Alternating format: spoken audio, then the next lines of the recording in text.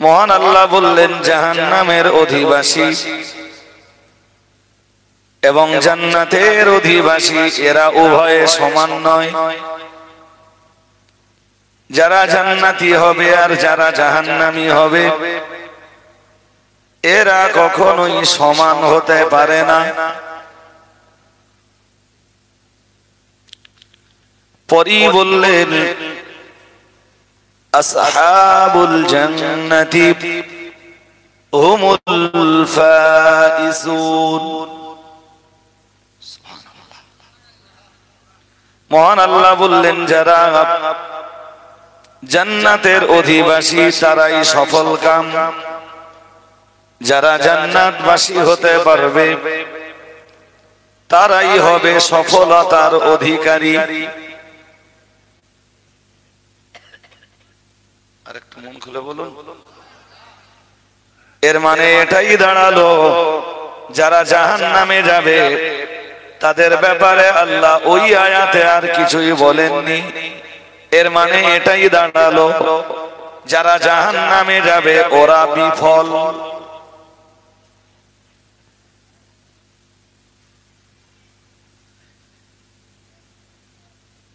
আপনাকে আজকের এই মজলিসে বসে ঠিক করতে হবে আমি সফল হব না বিফল হব। দেখুন আপনাদের এলাকার মানুষ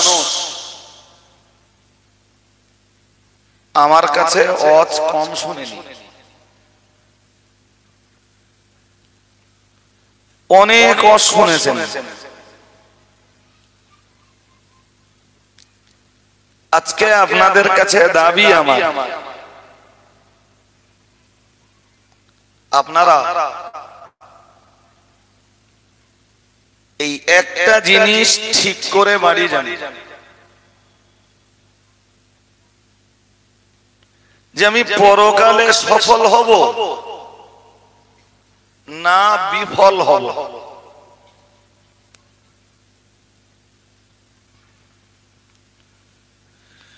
যদি জান্নাতে যাওয়ার যোগ্যতা অর্জন না করতে পারি তবে আমি বিফল।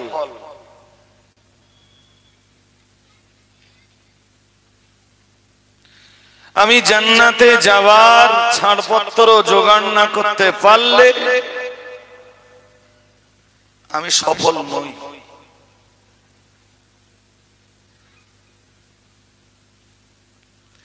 কি করবেন তার একটা সিদ্ধান্ত নিয়ে বাড়ি যেতে হবে।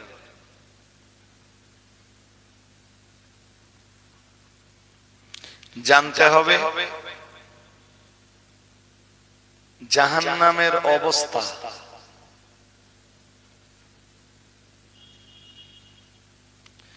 জানতে হবে জাহান্নামের ভয়াবহ শাস্তি।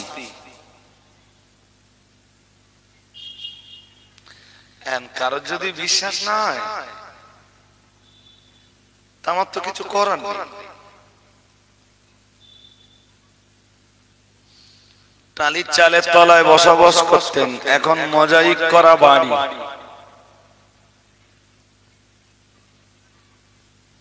সফলতা নয়।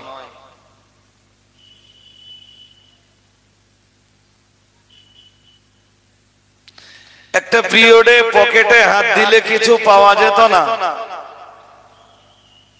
এখন পকেটে হাত দিলে বান্ডেল বান্ডেল টাকা পাওয়া যায়। সফলতা নয়।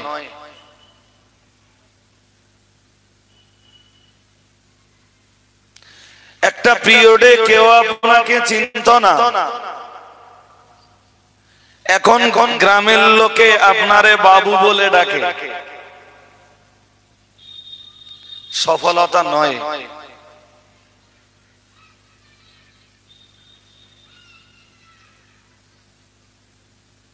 আপনার বাবা গরিব মানুষ ছিলেন,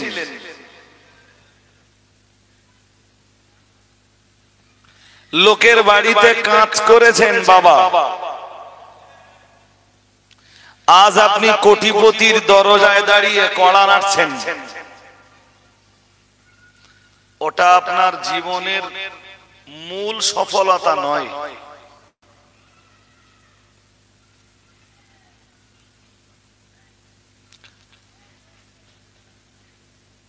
গ্রামের ছেলেরা, পাড়ার ছেলেরা এডুকেশনে অনেক পিছিয়ে,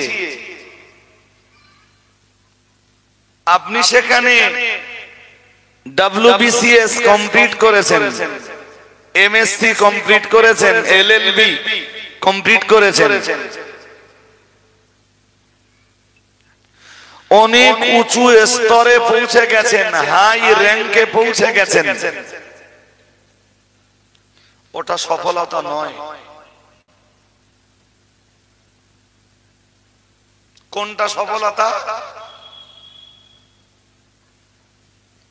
কোরআন খুব সুন্দর করে বলল, আসহাবুল জান্নাতি হুমুল ফাইজুন। বান্দা মনে রাখো, দুনিয়ায় যদি তুমি জান্নাতে যাবার সনদ জোগাড় করতে পারো, দুনিয়ায় যদি তুমি ঈমানের পাশাপাশি আমালগুলোকে আমার কোরআন অনুযায়ী পরিশোধন ঘটাতে পারো, কোরআন অনুযায়ী তোমার আমলগুলোর পরিশোধন ঘটিয়ে যদি জান্নাতের ছাড়পত্র দিতে পারো, জান্নাতে যাবার সনদ যদি জোগাড় করতে পারো, পরকালে যদি আমি আল্লাহ আমার দয়ার জান্নাতের অধিবাসী হতে পারো, তবেই তুমি সফলতার অধিকারী।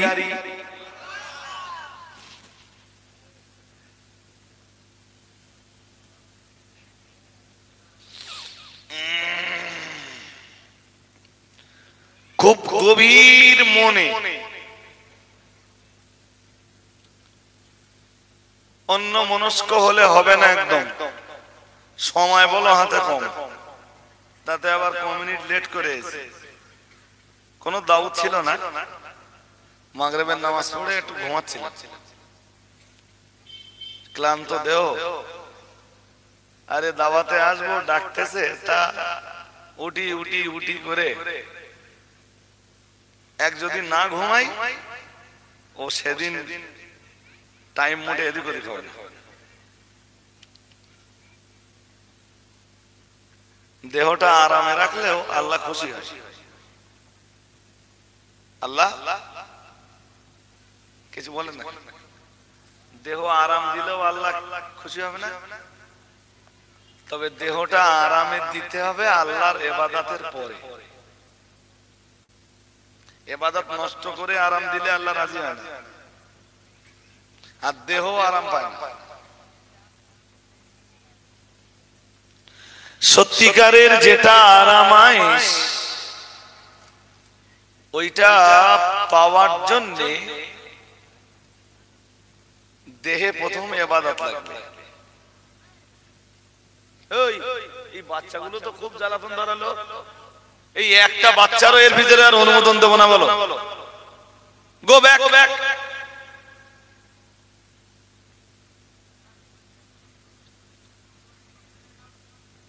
খুচরো পয়সার হেভি যন্ত্রণা, পকেটে থাকলে নড়বে, নড়বে না।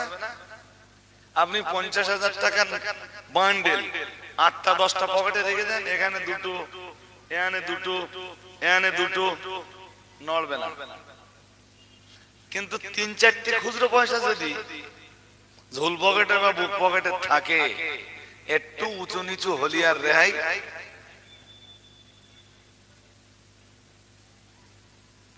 খুচরো যারা আছো, কোনো বেয়াদবি করো না, সময়টাকে নষ্ট হতে দিও না মোটেই।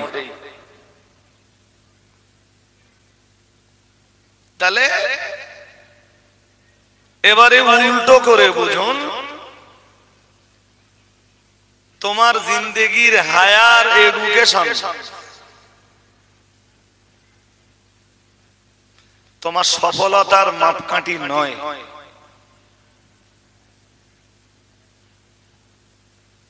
ভারতবর্ষের প্রাক্তন একজন রাষ্ট্রপতি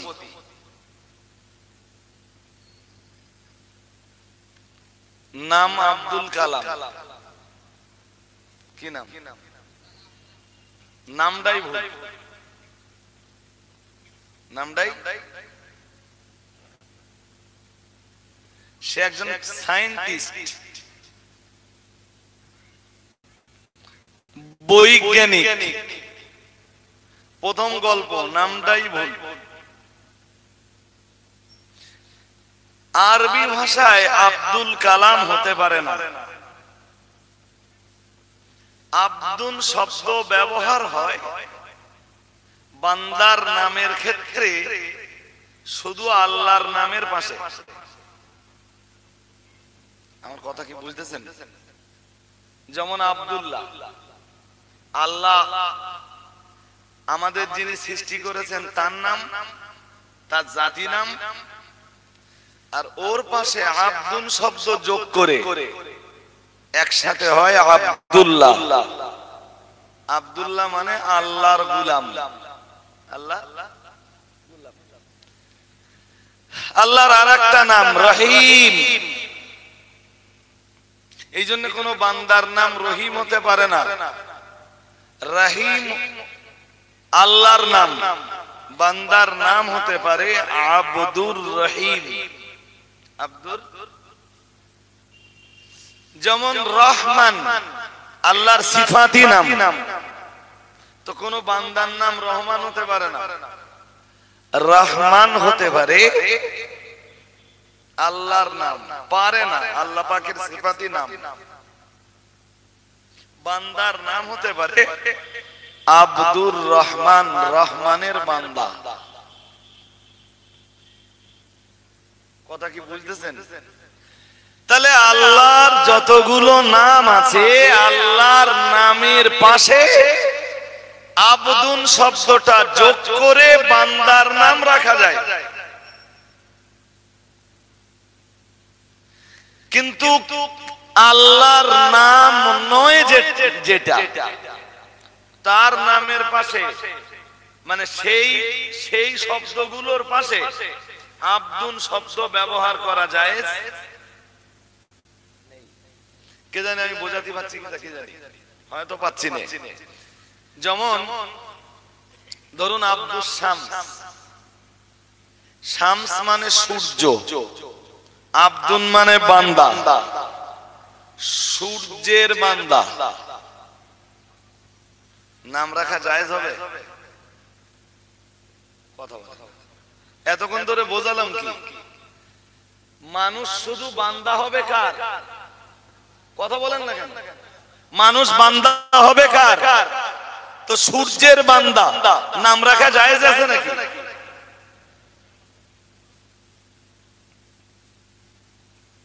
দুই,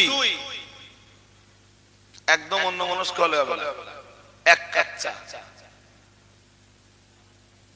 দুই, কমারুন মানে চন্দ্র। কমার মানে চাঁদ, চাঁদ।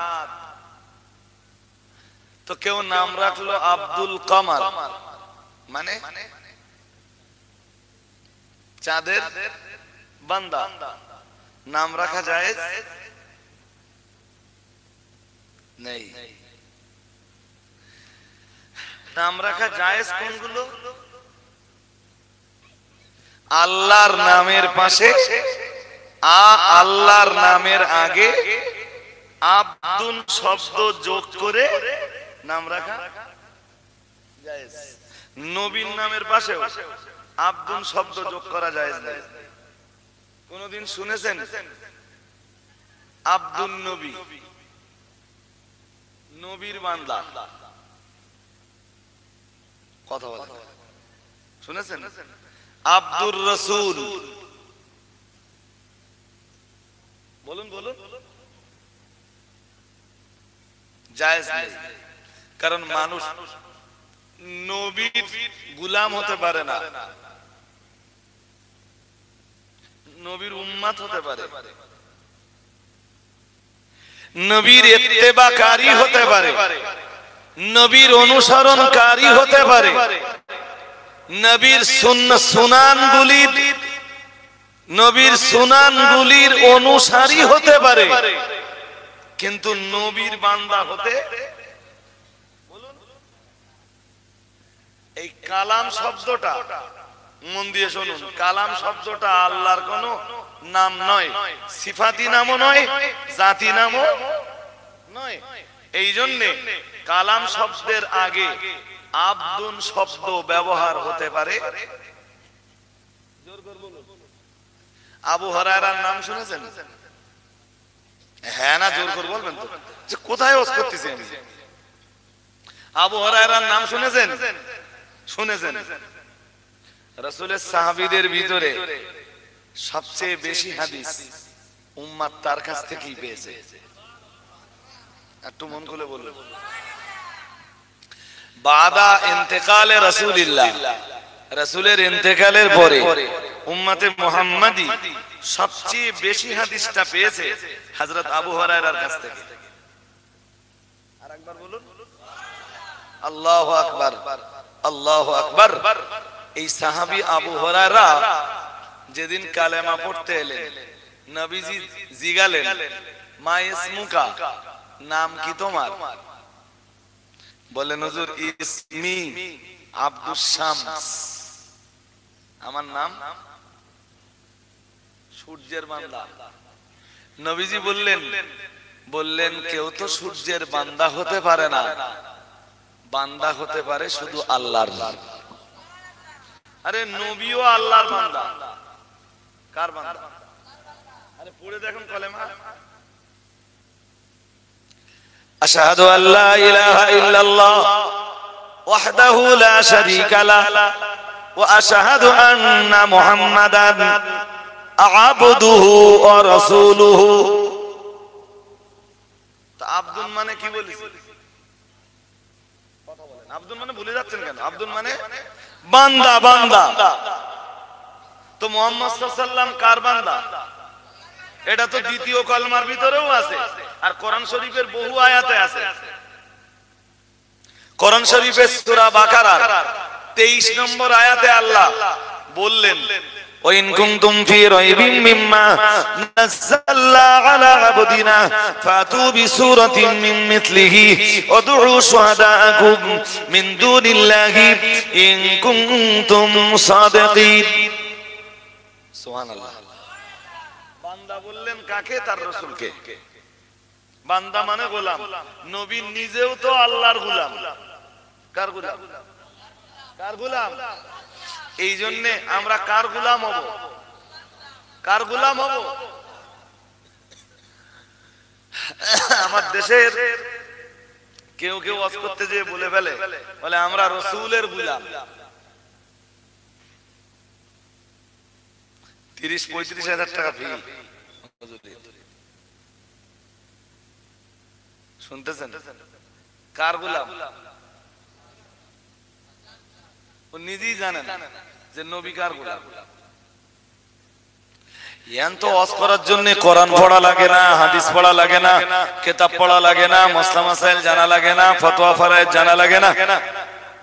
সুর আর আওয়াজ, বড় জামা টুপি হলে স্টেজে উঠলেই ওয়াজ করা যায়। আরে জনগণ তো ডন্ট মাইন্ড। জনগণ ওয়াজের মজলিসে যারা বসে এরা অধিকাংশই জাহেল। আপনি জানেন এই মাস্টার ডাক্তাররা এরা ওয়াজের মজলিসে আসে না কেন? যে ওয়াজ করতেছে সে বাংলা ভাষাটাই জানে। হুজুর 2 ঘন্টা ওয়াজ করার পরে হুজুর নিজেই জানে না যে 2 ঘন্টায় কি বললেন।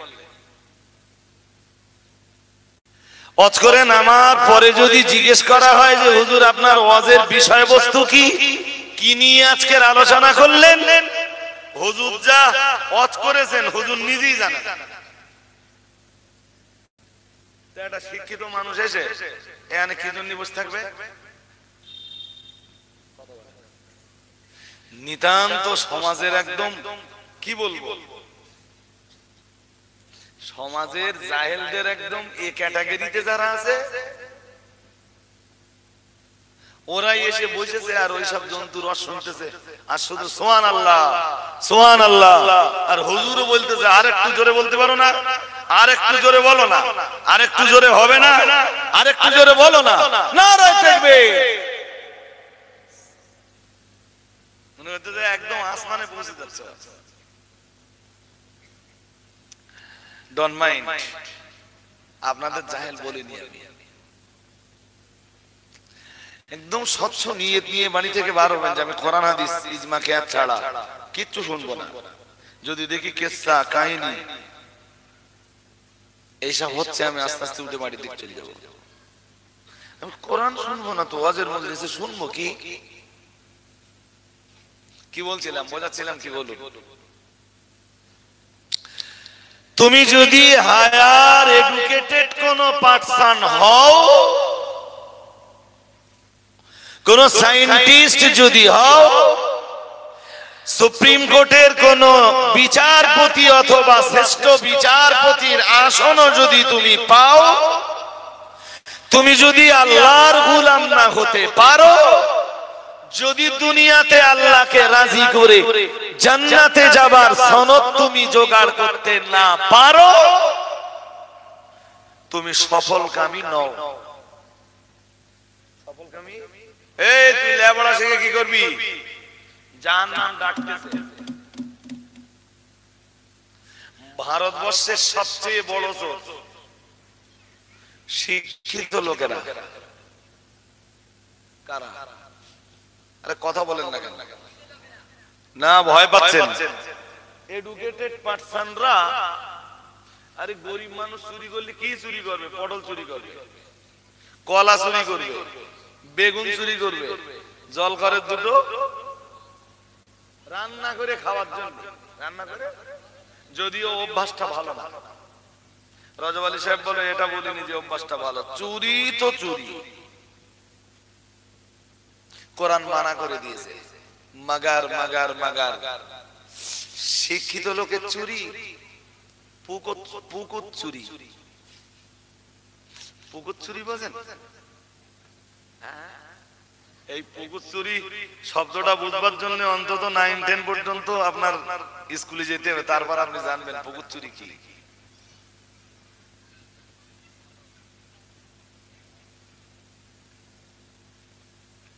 গরিবের চুরি কাঁঠাল চুরি, গরিবের চুরি কলা চুরি, বেগুন চুরি, আলু চুরি। তার চেয়ে বেশি হলে আপনি বালিশের তলায় 5,000 টাকা রেখেছিলেন, চোর সুযোগ পেয়েছে চুরি করলেছে। কিন্তু পুকুর চুরি যারা করে ওরা 5,000 টাকা চুরি করবে না। কত?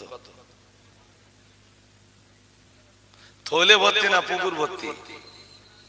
আরে কি হচ্ছে? লাইভে আছে তো, আবার সাইলেন্ট করতে পারবে না।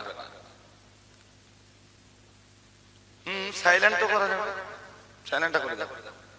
ফ্লাইট মুভ করা যাবে না, টাওয়ার আউট করা যাবে না, লাইভ চলছে।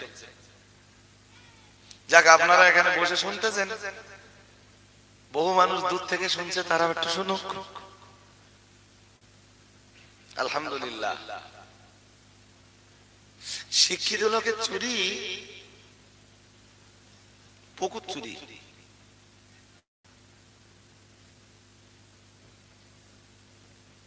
কাজের জন্য 15 কোটি টাকা বেরিয়েছে। কত? 5 কোটি টাকা ফাঁক।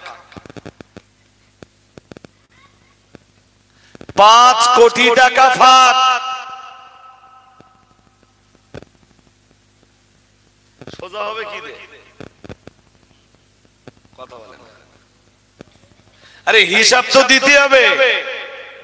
সোজা হবে কি দে? বলতে পারেন এখন কম্পিউটার। হ্যাঁ, কম্পিউটারে ও শীটটা বানানো যাবে। যেখানে খরচ হয়েছে 1.5 লাখ, ওইটা করে দেওয়া যাবে 2.5 লাখ কম্পিউটারে। সিগনেচার বলো কম্পিউটারে হবে, ওইটা কি দেওয়া হবে?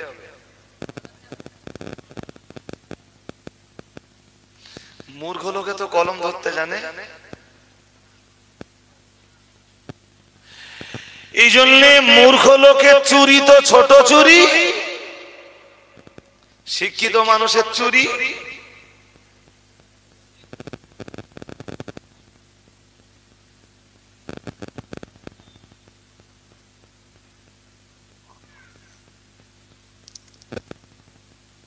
হিসাব আল্লাহর কাছে দিতে হবে না, তাই না? আরে ভাই, যদিও কথাটা হাদিস নয়, আপনাদের কোনো ডিস্টার্ব হচ্ছে না তো? একটু ধৈর্য ধরুন। যদিও কথাটা হাদিস, যদিও কথাটা হাদিস নয়, কিন্তু কথাটা বিরাট ভালো। কি? হাসরের ময়দানে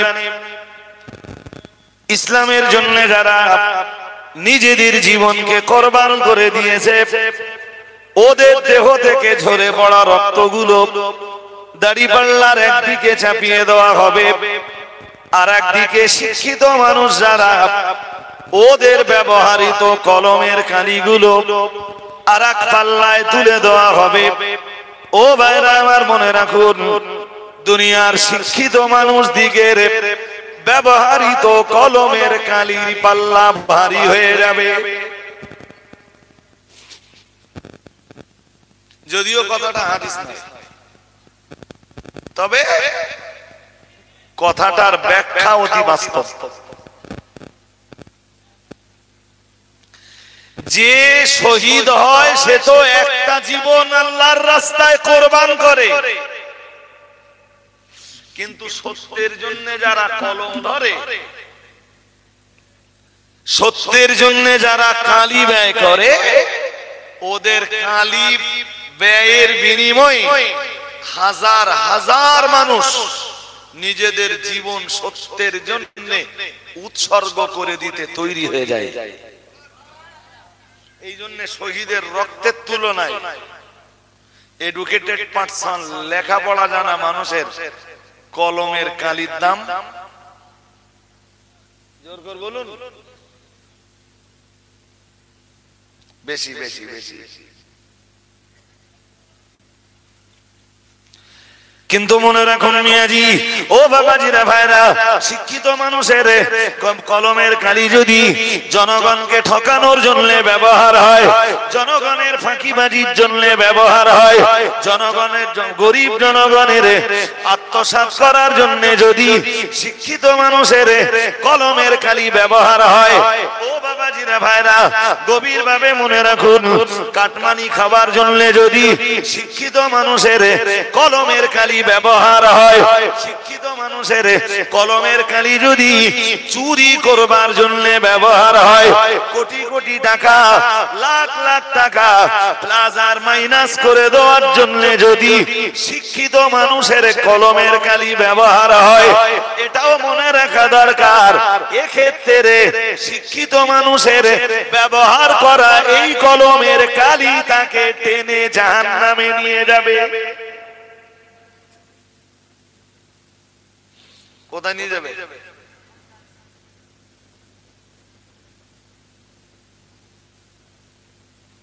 সুতরাং এডুকেটেড যারা আছো, লেখাপড়া শিখে এইটা মনে করো না যে লেখাপড়া শিখেছো, চাকরি পেয়েছো, সফল হয়ে গেছো। নো নো, সফলতার মাপকাঠি কোরআন দিয়েছে, অনেক জায়গায় দিয়েছেন আল্লাহ। আমি তো শুধু এক জায়গা থেকে বলছি, লা ইয়াস্তাবি আসহাবুন নারি ওয়া আসহাবুল জান্নাহ, আসহাবুল জান্নাতি হুমুল ফাইজুন। সুবহানাল্লাহ বলবেন না? বাড়িতে বলবেন, আর একটু মন খুলে, আরো আওয়াজ দিয়ে। লা ইয়াস্তাবি আসহাবুন নার, মহান আল্লাহ জানিয়েছেন জাহান্নামের অধিবাসীরা, ওয়া আসহাবুল জান্নাহ, এবং জান্নাতের অধিবাসীরা, মহান আল্লাহ জানিয়েছেন এরা উভয়ে সমান নয়।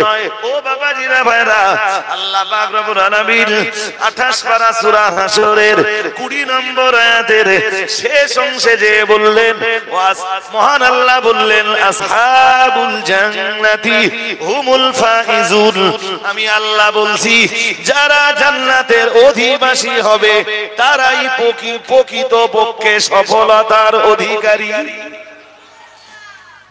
আর একটু মন খুলে বলুন, আর একটু আওয়াজ দিয়ে বলুন। জি,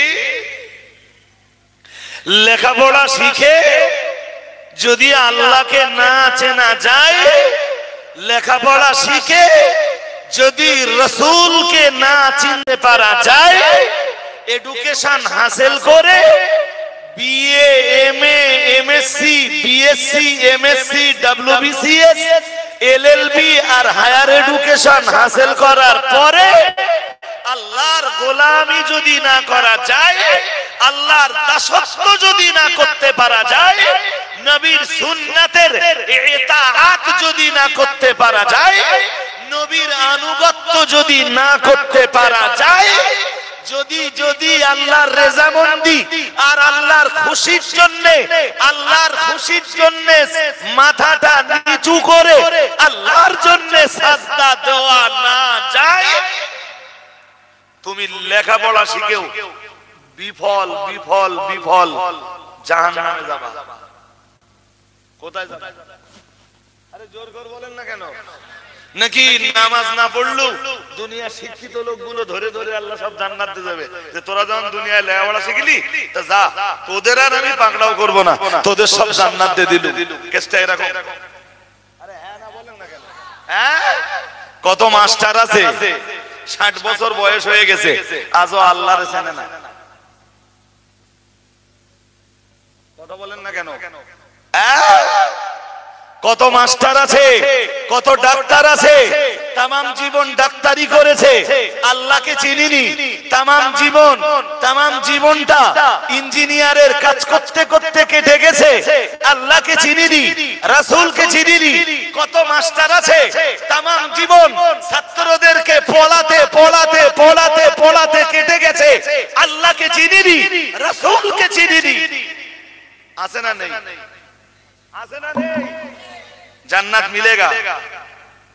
মিলেগা? কি ভাবতেছো লেখাপড়ার বিনিময়ে জান্নাত পাবে? আল্লাহর কি চ্যাম্পিয়ন থিওরি!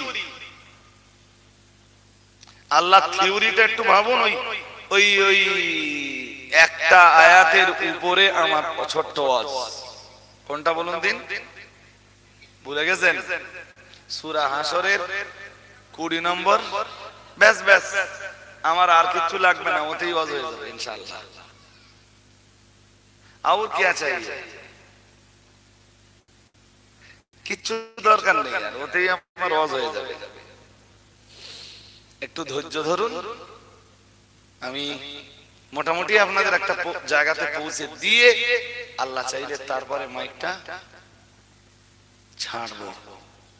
পরবর্তী হযরত পীরজাদা হুজুর কিবলা তিনি এসে গেছেন, আলহামদুলিল্লাহ। বলুন, পীরজাদা হযরত মাওলানা মাসুম সিদ্দিকী হুজুর কিবলা এসে পৌঁছেছেন।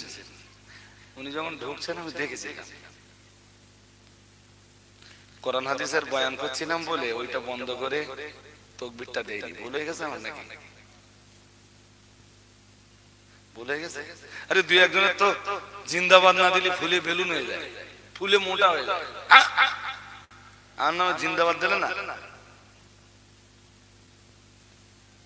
আমার জাতি জিন্দাবাদ দিক, আমার আপত্তি নেই, তবে জিন্দাবাদের সাথে যতদিন মুর্দাবাদ না দিতে শিখবে ততদিন এই জাতির কোন উন্নতি।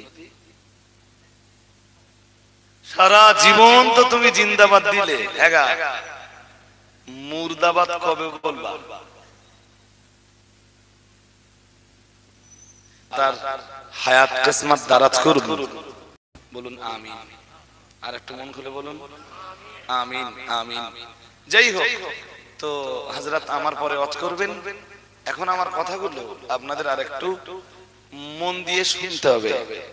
তাহলে অ্যাকচুয়াল এডুকেশন হাসিল করার পরে যদি আল্লাহকে না চেনা যায়, ওই এডুকেশনের কোনো দাম আপনি কি করে বোঝাবো? আমি এই যে কথাগুলো বলেছি এতেই তো মজা হয়ে যাবে। আপনি ইতিহাসের ছাত্র, কিসের ছাত্র? বলে বসিরহাট কলেজে আমি অনার্স পড়ছি। তাহলে তো সাবজেক্ট, তাহলে আমার সাবজেক্ট হিস্ট্রি। একটু যারা উঁচুতে উঠে যায় ওরা তো আর ইতিহাস বলে না, ওরা কি বলে? আমি তো গোমড়া লোক, আমি তো অত কিছু জানি না, ইতিহাস বলে ফেলেছি। হিস্ট্রি তো অনার্স, তাহলে জি অনার্স, তো নো প্রবলেম। তুমি হিস্ট্রিটা ভালো করে পড়ো, গ্রাজুয়েশনটা কমপ্লিট করো, অনার্সটা কমপ্লিট করো, পিজিটা কমপ্লিট করো। হিস্ট্রির উপরে অনার্স পিজি কমপ্লিট করার পরে, মাস্টার ডিগ্রি কমপ্লিট করার পরে তুমি ইসলামের ইতিহাসটা নিয়ে একটু গবেষণা করো না। তুমি ইতিহাসে তো অনেক লেখাপড়া শিখেছো, তুমি মুহাম্মদ সাল্লাল্লাহু আলাইহি ওয়াসাল্লামের লাইফ হিস্ট্রিটা নিয়ে একটু গবেষণা করো। তুমি তো হিটলারের লাইফ হিস্ট্রি নিয়ে গবেষণা করেছো। তুমি তো তাম পৃথিবীর রাজা বাদশাদের, তাম দুনিয়ার প্রসিদ্ধ রাজা বাদশাদেরকে নিয়ে অনেক গবেষণা করেছো, অনেক রিসার্চ করেছো। তুমি হিস্ট্রিতে অনার্স পিজি করেছো, মানে হিস্ট্রির উপরে তোমার জ্ঞান তো কম নয়। তুমি বিশ্বের সর্বযুগের সর্বকালের সর্বশ্রেষ্ঠ মহাপুরুষ মুহাম্মদ। এত দেরি হলে কেন? কি পড়তে হবে বলেন? সাল্লাল্লাহু আলাইহি ওয়াসাল্লাম, তার লাইফ হিস্ট্রিটা নিয়ে এবার একটু গবেষণা করে দেখো না। ইতিহাস পড়ার পরে কোনদিন যদি তুমি মুহাম্মদ সাল্লাল্লাহু আলাইহি ওয়াসাল্লামের লাইফ হিস্ট্রিটাকে নিয়ে গবেষণা করো, সেদিন তোমার মনে হবে এতদিন আমি অন্ধ ছিলাম, এতদিন আমি অন্ধের রাজত্বে বসবাস করছিলাম। আজ মুহাম্মদ সাল্লাল্লাহু আলাইহি ওয়াসাল্লামের লাইফ হিস্ট্রিটা আমার চোখ খুলে দিয়েছে। তুমি ইতিহাসে অনার্স পিজি কমপ্লিট করার পরে তুমি একটু গবেষণা করো না। রাসূলের 4 খলিফা হযরত আবু বকর, হযরত ওমর, হযরত আলী আর হযরত ওসমানের লাইফ হিস্ট্রিটা গবেষণা করে দেখো, তোমার মনে হবে এতদিন আমি অন্ধত্বের রাজত্বে ছিলাম। আমার কথা কি বুঝতেছেন? ওই যে লেখাপড়া শিখেছে, ও মনে করেছে যে আমি আসমানে চলে গেছি। পা মাটিতে পড়ে।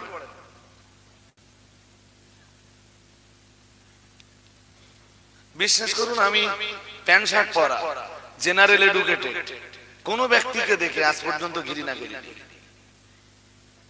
আমার মাদ্রাসার বহু কাজে বহু মাস্টার ডাক্তারদেরকে ডেকে আমি আলোচনা করি, আমি ঘৃণা করি না, দেখি তাদের ব্রেন থেকে কি বার হয়। মানুষকে ঘৃণা করবেন না, ঘৃণা করবার অধিকার ইসলাম দেয়নি। তবে দেখবেন লেখাপড়া শিখবার পরে অধিকাংশ এডুকেটেড পারসনের লেখাপড়া ইসলামের জন্য খুব একটা কাজে লাগে।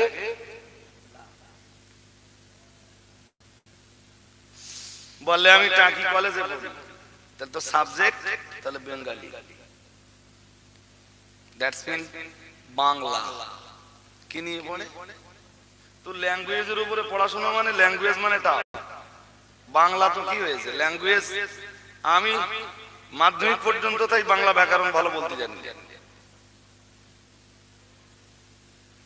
আর লেখাপড়ার জন্য মানুষগুলো আবার হুজুরদের বড্ড কমলা ভাবে, তুই মাথায় দিয়ে ঘরে এরা বিরাট গোমলা বল মনে করে এদের চেয়ে গোমলা আর কেউ, এটাও ঠিক না।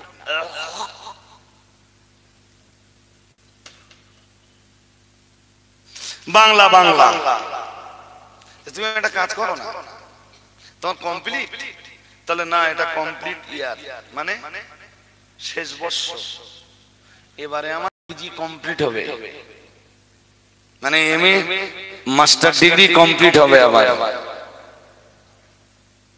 বাংলা বেঙ্গলি ল্যাঙ্গুয়েজে আমার এবার কমপ্লিট ইয়ার।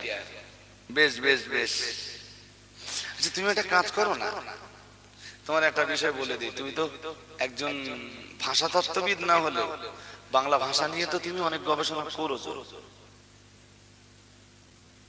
একটা কাজ করো না, আমি একটা সাবজেক্ট তোমাকে বেঁধে দিচ্ছি,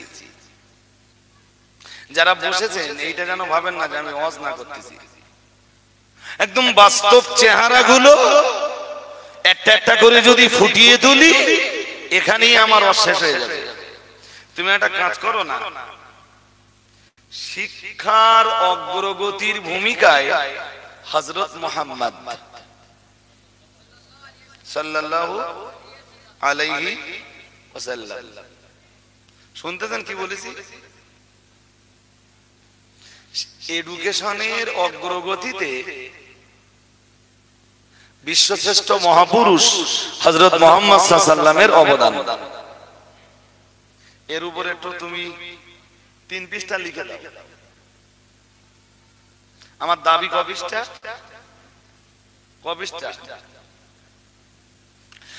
ওরে যদি বলা হয় শিক্ষার অগ্রগতির ভূমিকায় রবীন্দ্রনাথের অবদান, কাজী নজরুল ইসলামের অবদান, রামকৃষ্ণ পরমহংসদেবের অবদান, বিদ্যাসাগরের অবদান, ডক্টর শহীদুল্লাহর অবদান, ও লিখে দেবে 10 পৃষ্ঠা। আজ না রবীন্দ্রনাথের শিক্ষার আঙিনায় রবীন্দ্রনাথের অবদানের উপরে তোরে লিখতে বলা হয়নি, তোর বলা হয়েছে তুই যে নবীর উম্মত, যে নবীর সুপারিশ ছাড়া তুই জান্নাতে যাবি না, তুই তো টাকি কলেজ থেকে বেঙ্গলি ল্যাঙ্গুয়েজ নিয়ে এবার তো তোর কমপ্লিট ইয়ার, তা তুই শিক্ষার অগ্রগতির ভূমিকায় হযরত মুহাম্মদ সাল্লাল্লাহু আলাইহি ওয়াসাল্লামের অবদানের উপরে তুই খানিকটা লিখে দে, 3 পৃষ্ঠা লিখে দে। এখন একটু সহজ হয়ে গেছে, যদিও গুগল আছে, কি আছে, আরে কথা বলে না, তবে তোর এই লেখাটা বলো গুগল না দেখে গুগল। বড় আশ্চর্যের ব্যাপার, যে ছেলেটা তার জীবনের রবীন্দ্রনাথকে নিয়ে গবেষণা করলো, কাজী নজরুলকে নিয়ে গবেষণা করলো, রামকৃষ্ণ পরমহংসদেবকে নিয়ে গবেষণা করলো, স্বামী বিবেকানন্দকে নিয়ে গবেষণা করলো, মাদার টেরিসাকে নিয়ে গবেষণা করলো, যে ছেলেটা ঈশ্বরচন্দ্র বিদ্যাসাগরকে নিয়ে গবেষণা করলো, লজ্জা লজ্জা লজ্জা, জাতির জন্য লজ্জা, সেই ছেলেটা মুহাম্মদ সাল্লাল্লাহু আলাইহি ওয়াসাল্লামকে নিয়ে এখনো গবেষণা করলো না। লেখাপড়া করার পরে ওরে আপনি কি বলবেন, সফল না বিফল? জোর করে বলুন। ইন্না লিল্লাহি ওয়া ইন্না ইলাইহি রাজিউন, জাতির এই বিপদের জন্য, এই মুসিবতের কারণে ইন্না লিল্লাহ ইন্না লিল্লাহ ওয়া ইন্না ইলাইহি রাজিউন পড়তে বাধ্য হলাম।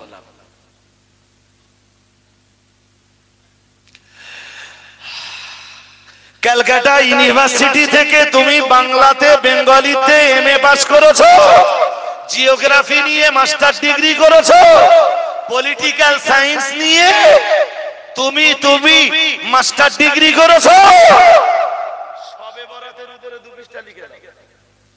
কিসের উপরে কথা বল?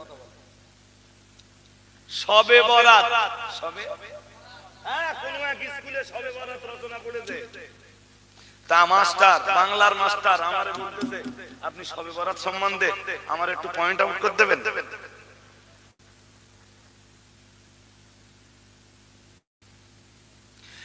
তুমি তো মুসলমান ঘরের বাচ্চা, কোন হিন্দুর ঘরের বাচ্চার কাছে তো আমি শবে বরাত সম্বন্ধে কোনো আইডিয়ার দাবি করিনি। তুমি মুসলমান ঘরের বাচ্চা, শবে বরাত তো মুসলমানদের একটা উৎসব। এই উৎসবকে কেন্দ্র করে এমএ পাস করার পরেও তুমি দু পৃষ্ঠা লিখতে পারবে না, এটা তো তোমার জন্যও ব্যর্থতা, জাতির জন্যও চরম ব্যর্থতা।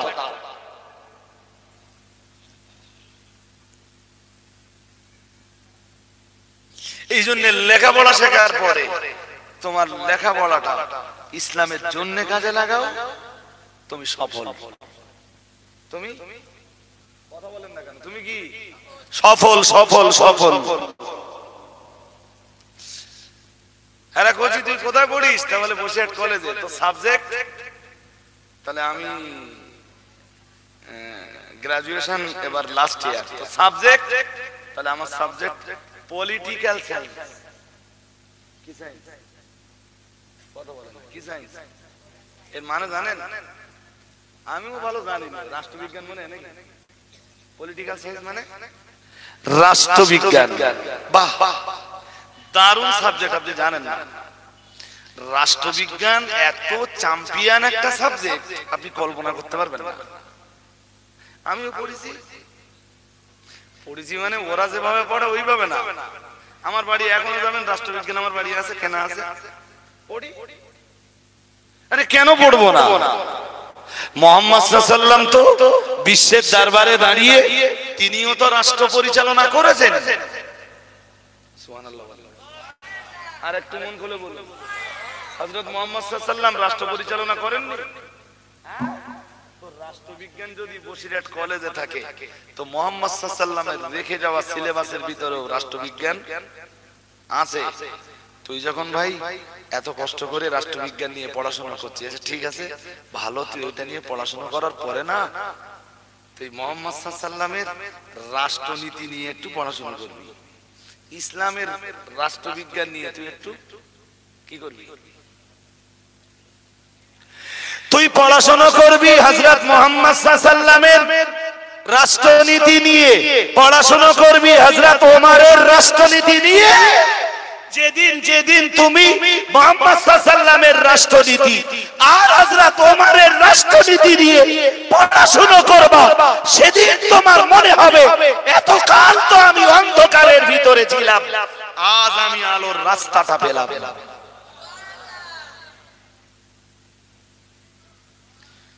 কলেজের পড়াশোনার সঙ্গে ইসলামের কোনো বিরোধ নেই তো। সবকটা কোচি মাদ্রাসাতে মৌলানা করতে হবে, ইসলাম এই চিন্তাকে সমর্থন করে না। সমর্থন? আরে সব মোমেনপুরে সব যদি মৌলানা তো এই বেচারা তো ভাত হবে না এখানে। ভুলে যাচ্ছে নাকি?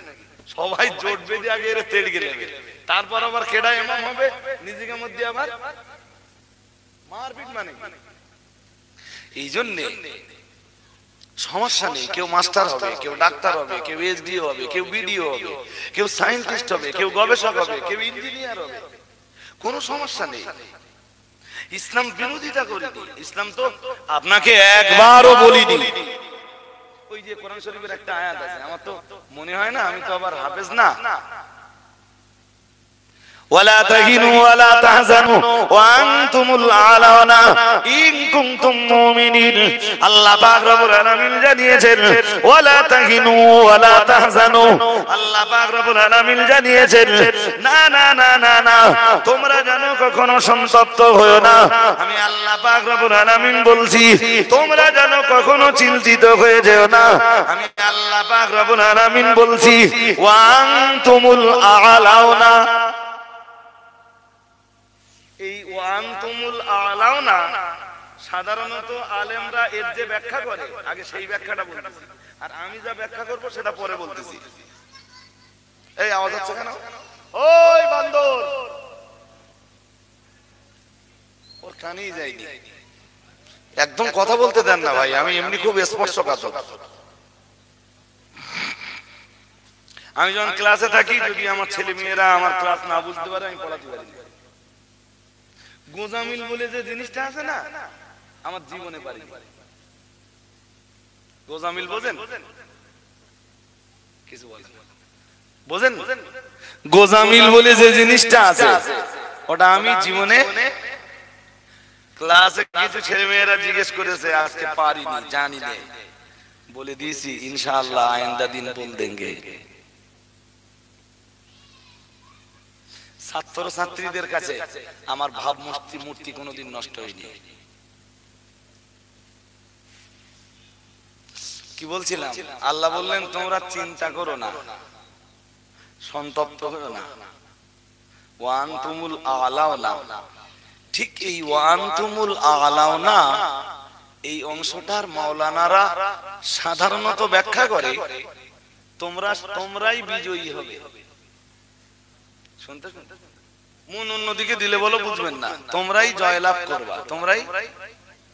কিন্তু অ্যাকচুয়াল মানে ওইটা না। এর মানে কি জানেন? আলা শব্দটা ইসমে তাবযীদ।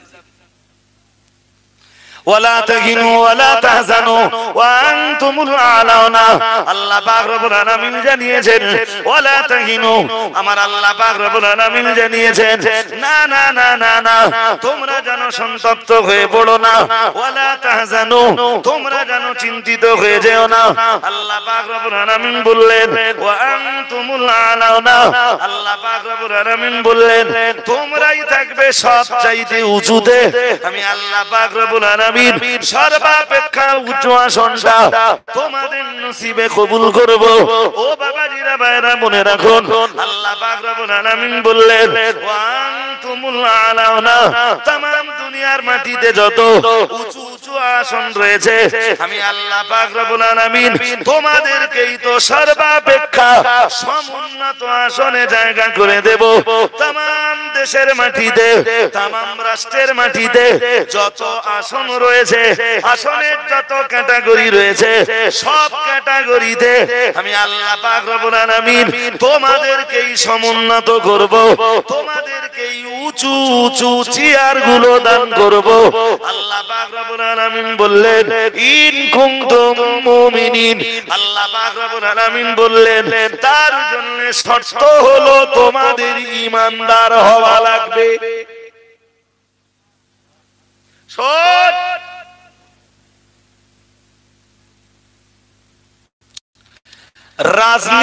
রাজনীতির সমুন্নত যে চেয়ার গুলো আছে ওইগুলো আমি তোদের দেব। একটু মন খুলে বলবেন, কাদের দেবেন? কাদের দেবেন? হ্যাঁ, এসডিও বিডিওর বা এসডিপিওর যে আসনগুলো আছে ওই আসনগুলো আমি তোদের দেব। যোগ্যতা অর্জন করার পাশাপাশি তোদেরকে হতে হবে কংক্রিট মজবুত ঈমানদার। তোরা সমাজের যত উঁচু আসন আছে সব জায়গায় তোদের জায়গা দেব আমি। কে ওয়াদা করতেছেন? জোর করে বলতেছেন না কেন? কে ওয়াদা করতেছেন? শোন শোন, শুধু যোগ্যতা অর্জন করলে হবে না, যোগ্যতার পাশাপাশি আর একটা জিনিস লাগবে, তার নাম জোর করে বলুন। তবে ইহকালেও সফল হবি, পরকালেও সফল হবি। একটু মন খুলে, এই যে কোরআন বলেছে না কি সুন্দর করে, ওয়ান তুমুল আ'লাউনা, তোমরাই থাকবা উচ্চ আসনে। থানায় যে দেখা যাবে যে ছেলেটা সবার উপরে আছে ও মুসলমান ঘরের সন্তান। শুধু মুসলমান ঘরের সন্তান না, ও নামাজি, আল্লাহওয়ালা, ধার্মিক, ঈমানদার, মুত্তাকি। মুসলমান যে কটা একটু উপরে যায় সে কটা একদম এগরে ঘুষ করা হয়। কি গরে? তো ঈমান কি ঘুষির ভেতরে? আপনি নেবেন? হ্যাঁ, সবাইকে বলছি না, এরপরও বলছি কিছু মানুষ সমাজে ভালো ভালো আমার জানা আছে, এত বড় ঘুষ করে আপনি কল্পনা করতে পারবেন না।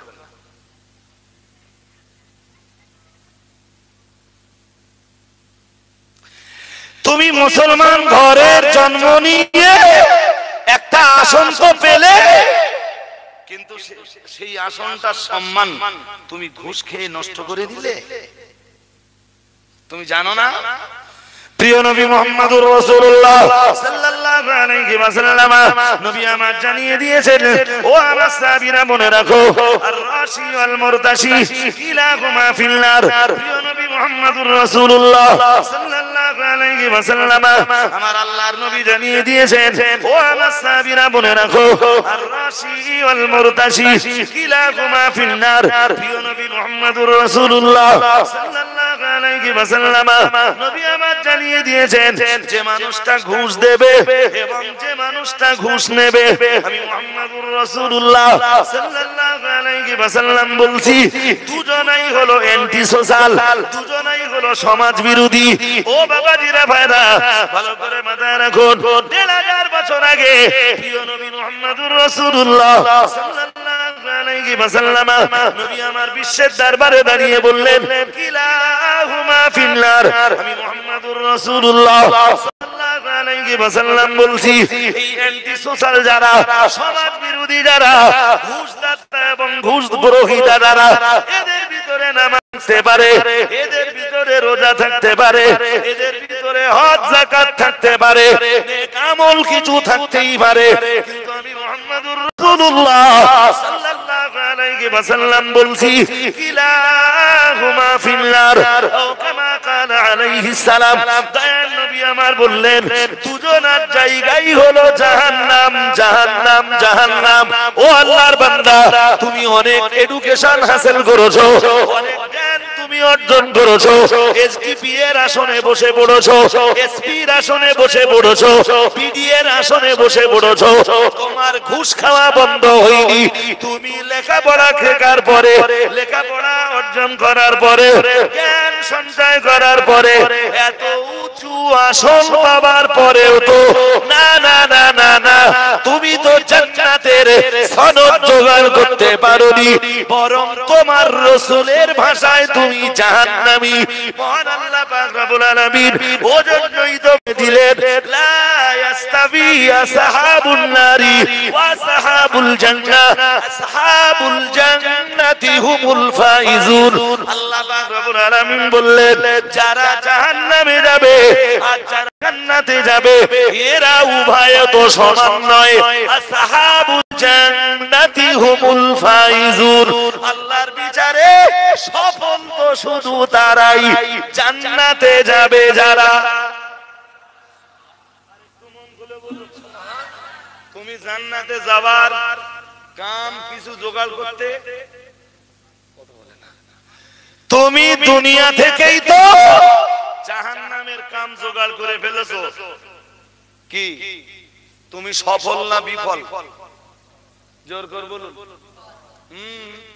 এই জন্যই তো বলেছিলাম যে হায়ার এডুকেশন মানে জান্নাত নয়, হায়ার এডুকেশন মানে জান্নাত, আর উঁচু আসন আর উঁচু চেয়ার মানে জান্নাত, জান্নাত নয়। কিছু মনে করবেন না, ডন মাইন্ড, ডন মাইন্ড। উদাহরণ দিলে না, গুচ্ছ গুচ্ছ উদাহরণ দিয়ে আর উদাহরণের সঙ্গে কোরআন হাদিস দিয়ে ইনশাআল্লাহ বোঝাতে পারবো। কোরআন হাদিস যদি বাস্তবের সাথে মিলিয়ে না নেওয়া যায়, তাহলে কোরআন হাদিস বলবার আর শুনবার কোনো মূল্য, ওই শুনে খানিকটা সওয়াব হবে আর বলে খানিকটা সওয়াব হবে, কিন্তু জনগণ ওর উপরে কি করে আমল করতে হবে এইটা জনগণ কখনো শিখবে শিখবে না। এই জন্য কোরআন আর হাদিস পড়ার পরে দরকার হলো কোরআন হাদিসটা বাস্তবের সঙ্গে কি করা। বলুন বলুন।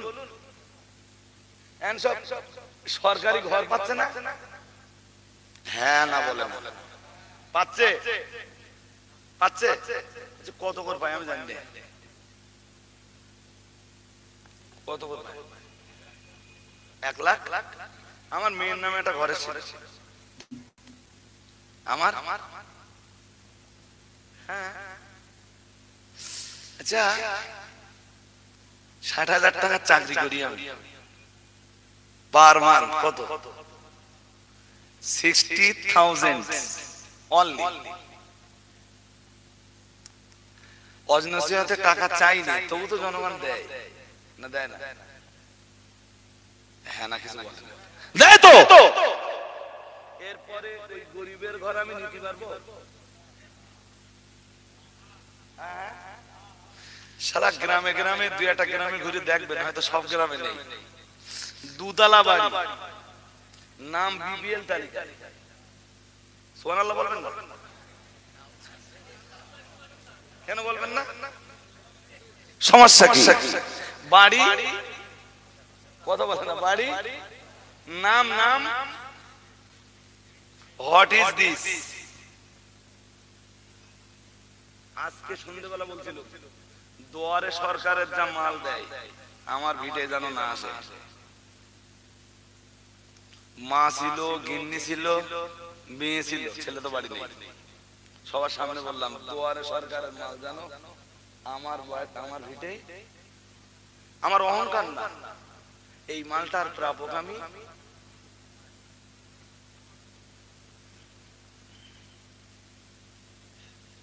কথা কি বোঝা গেছে? আরে আমি সার্ভিস হোল্ডার, গোটা দেশের জনগণের যখন কোনো উপার্জন ছিল না, গভর্নমেন্ট প্রতি মাসে আমাদের 1 তারিখে বেতন দিয়েছে। কত তারিখে? আরে কথা বুঝেন, কত তারিখে? প্রতি